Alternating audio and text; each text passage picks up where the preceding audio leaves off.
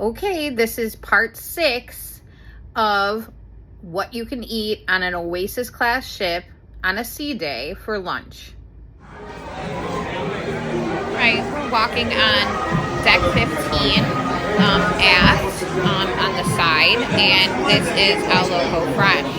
This is a Mexican restaurant, and it's like serve yourself. It has beef and pork and rice and cheese. You can make nachos, there's burritos, there's quesadillas, and then there's all the toppings here. And this is good for a quick grab. All right, this is the Portside barbecue. And the Portside barbecue is somewhere I did not go today, so I'm showing you the menu. Now, this is an a la carte restaurant, so there's different options, and it's all barbecue type stuff. They do brisket and all the chicken and things. So this will give you an example of what they do have. Unfortunately, I didn't visit. Also, for lunch too, we could have went to Coastal Kitchen. So here's the Coastal Kitchen menu for today. Again, I did not go up there because it was a very busy day, and I tried to capture everything I could. So I wanted to show you the menu, but this is an option for Sweet Guests and Pinnacle and Masters. So that is the menus for today. All right, that was part 6 of what you can eat on an Oasis class on a sea day for lunch.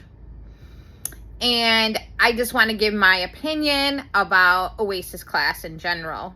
I will tell you that they're very busy ships. There's a lot of people on these ships, 6,500 people, and you have to pack your patience. But the positives of Oasis class ship is obviously the variety of food and the shows. Those are the two things I come on here for.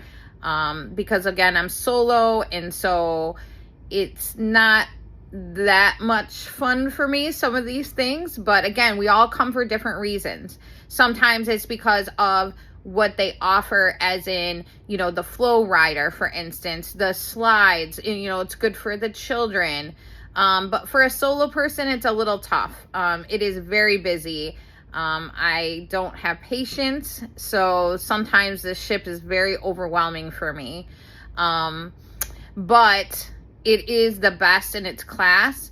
And just know that all the examples I showed you today for lunch, those are all the same on all the Oasis class ships. The only difference is some of the ships have Sabre, which is a Mexican restaurant instead of Playmakers.